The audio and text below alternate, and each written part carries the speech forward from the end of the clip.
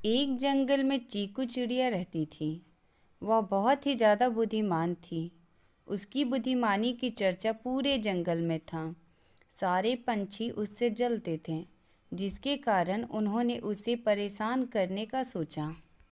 मिंटू मौसी, चीकू चिड़िया तो बहुत ही ज्यादा बुद्धिमान है। सब यही जानते हैं।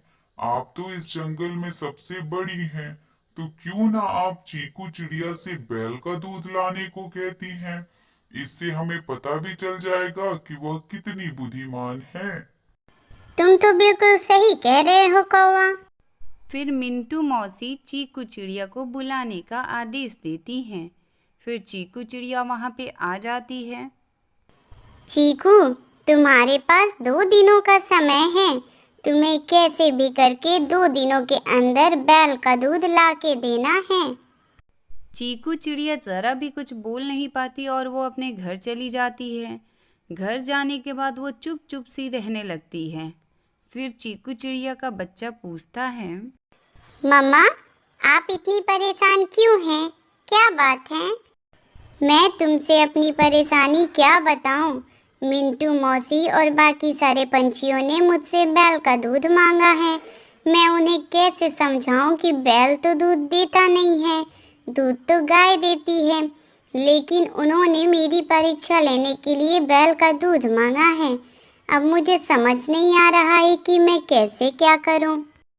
आप चिंता ना करें मम्मा, मैं कुछ करती हूँ। मैं कुछ सोचती हूँ।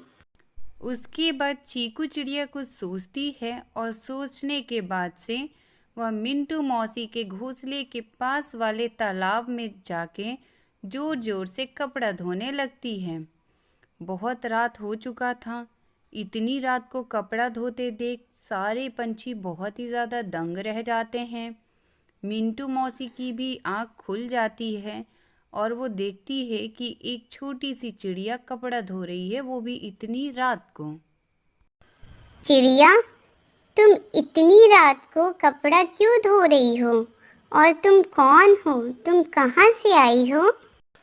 मैं आपको क्या बताऊं मौसी, मेरे पापा ने आज अंडा दिया है। दिन भर दाना चुगने में ही समय बीत जा रहा है। पहले तो वो दाना चुगने चले जाते थे, लेकिन क्योंकि मेरे पापा ने अंडा दिया है तो वो अब नहीं जा पाते हैं। तो उसकी वजह से मुझे ही जाना पड़ता है और दिन भर काम में मैं इतनी ज़्यादा व्यस्त हो जाती हूँ कि मुझे कपड़ा धोने का समय ही नहीं मिल पा रहा है। इसीलिए मैं इतनी रात को कपड़े धो रही हूँ।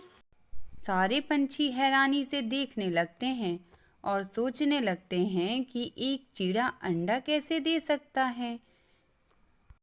उसके बाद मिंटू मौसी पूछती हैं। अरे यो छोटी चिड़िया, तुम हमें बेवकूफ़ समझ के रखी हो क्या? एक चिड़ा अंडा कैसे दे सकता है? क्या तुम्हारे पास थोड़ा भी दिमाग नहीं है कि एक चिड़ा अंडा नहीं दे सकता है? क्यों? एक चिड़ा अंडा क्यों नहीं दे सकता है मौसी? जब एक बैल दूध दे सकता है तो एक चिड़ा भी अंडा दे सकता है ना? मिंटू मौसी ने जो चीकू चिड़िया को बोला था वो उनको याद आ जाता है और उनको बहुत ही ज़्यादा शर्मिंदगी महसूस होती है। फिर वो छोटी चिड़िया से पूछती हैं। छोटी चिड़िया, तुम कौन हो और तुम कहाँ से आई हो? और तुम्हें ये बैल वाली बातें कहाँ से पता है? उसके बाद चीकू चिड़िया भी वहाँ पे आ जाती है और वो बोलती है। मिंटू मौसी, हमें क्षमा करें। मुझे समझ नहीं आ रहा था कि मैं आपको कैसे समझाऊं कि बैल दूध नहीं दे सकता है। इसीलिए हमारे दिमाग में ये बात आया और हमने इसे आपको अलग तरीके से समझाने की कोशिश की। चीकू चिड़िया, इसमें कोई दो राय नहीं है कि तुम बहुत ही ज़्यादा बुद्धिमान हो। और आज इस घटना के बाद हमें और भी पता चल गया कि तुम बहुत ही ज़्यादा बुद्धिमान हो और तुम्हारे साथ साथ तुम्हारी बच्ची भी बहुत ही ज़्यादा बुद्धिमान है।